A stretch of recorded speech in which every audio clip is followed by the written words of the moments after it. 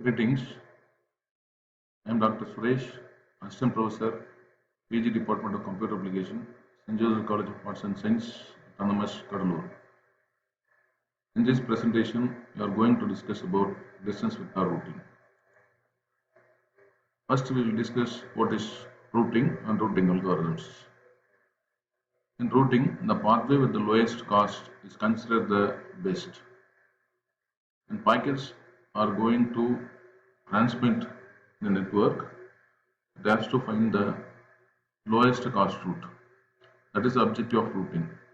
As long as the cost of each link is known, a router can find the optimal combination for any transmission. There are two common methods to calculate the shortest path between any two routers. They are distance vector routing, the other one is the link state routing. In this presentation, we will discuss about distance vector routing. In distance vector routing, each router periodically shares its knowledge about the entire network with its neighbors. The three keys to understand how this algorithm works are as follows. The first one is knowledge about the whole network. Each router shares its knowledge about the entire network. It sends all of its collected knowledge about the entire network to its neighbors. They share the information which has about the network to its neighbors. At the outset, a router's knowledge of the network may be sparse. How much it knows, however, is unimportant, but it sends whatever it has. Next, the routing only to the neighbors. Each router periodically sends its knowledge about the entire network only to those routers to which it has direct links. It sends whatever knowledge it has about the whole network through all of its ports to its neighbors. The information is received and kept by each neighboring router and used to update the router's own information about their network. The information is shared at regular intervals. For example, every 30 seconds, each router sends its information about the whole network to its neighbors. This sharing occurs whether or not the network has changed since the last time information was exchanged. In distance vector routing, each router periodically shares its knowledge about the entire network with its neighbors. This is an example network which is used to explain this distance vector routing. A, B, C, etc. are the routers, and the cloud form are the network in which the routers are connected. Here we have different networks. They are named as network 14, 55, 92, 66, 08, 23, 78, etc. And ABCD are the routers, and these routers have been connected to the networks. The concept of distance vector routing. Here, this is a router A, named as A. This periodically sends its knowledge about the whole network to B, F, E. And this B, F, E are the neighbors to the router A. The same way, B, which has the information about the entire network, will be shared to its neighbor, namely C and A. Likewise, all the other routers shares the information which it has about the entire network only to its neighbors. Right? The sharing occurs periodically. So with this example, we will explain how distance vector routing works. Before going into the working of distance vector routing, we have to construct a routing table. We have to create a routing table which consists of three fields, namely network ID, cost, and next hop. Network ID, cost, and next hop are the three fields that are used to create the routing table. First, we will discuss about the network ID and cost. Next hop. These three things we will discuss. A routing table has columns for at least three types of information: the network ID, the cost, and the ID of the next router. That's the next hop. The network ID is the final destination of the packet. The cost is the number of hops a packet must take to get there. And the next router is the router to which a packet must be delivered on its way to a particular destination. The above table tells a router that it costs X to reach network Y via router Z. The original routing tables for our sample network are shown in the following figure. At this point, the third column is empty because the only destination networks identified are those attached to the current router. No multiple hop destinations and therefore no next routers have been identified.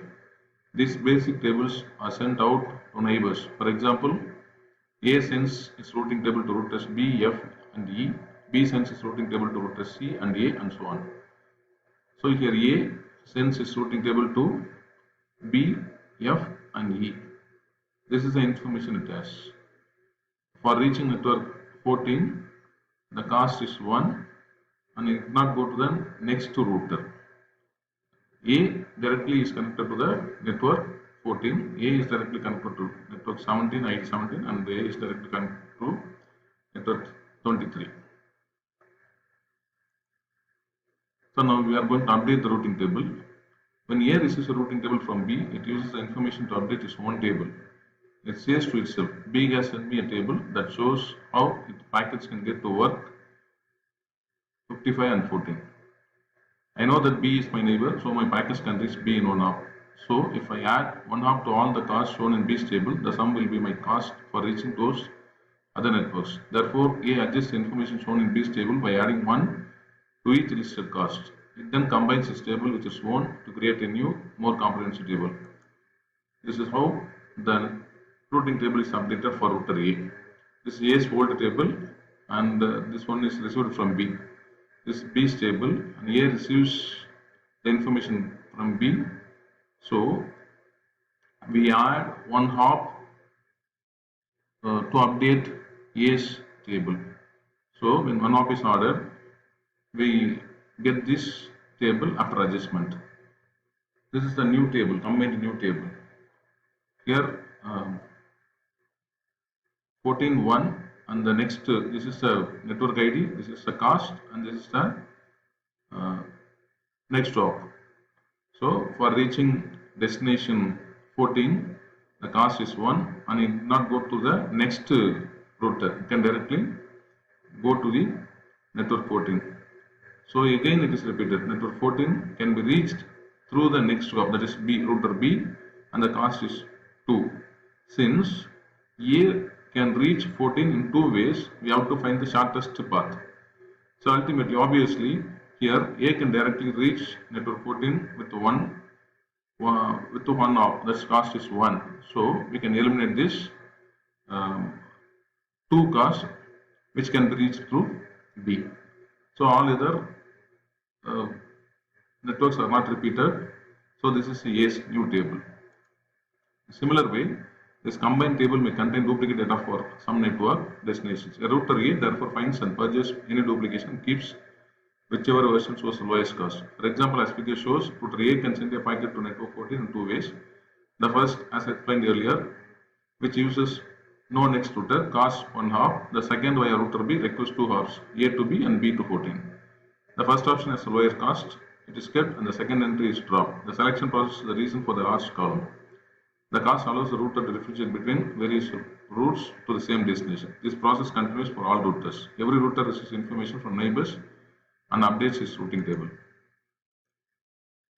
So this is the final routing table, and every router shares the knowledge about the entire to its neighbors and will get the final routing table. For A, this is the table. This is a routing table. The first column represents the network ID, the second one is the cost, and third one is the next hop. Next hop is nothing but through which this network can be reached, and this is the cost. So from A to reach network 8, the cost is 2 and it can be reached through E. Similarly, all the routers contains the free field in the routing table and the shortest path is represented in this routing table. This is the algorithm which explains how this distance vector routing works. First, add one hop to the hop count for each advertised destination. Advertised destination is nothing but the one which is currently taken on top count. Repeat the following steps for each advertised destination. For example, in this diagram, we are considering A as the advertised one. If the destination is not in the routing table, add the advertised information to the table. Else, If next hop field is the same, replace entry in the table with the new one. Else, if new hop count is less than the one in the table, replace entry in the routing table. This is where router A finds the shortest path to reach the network 55. So this is how the distance vector routing works. Thank you.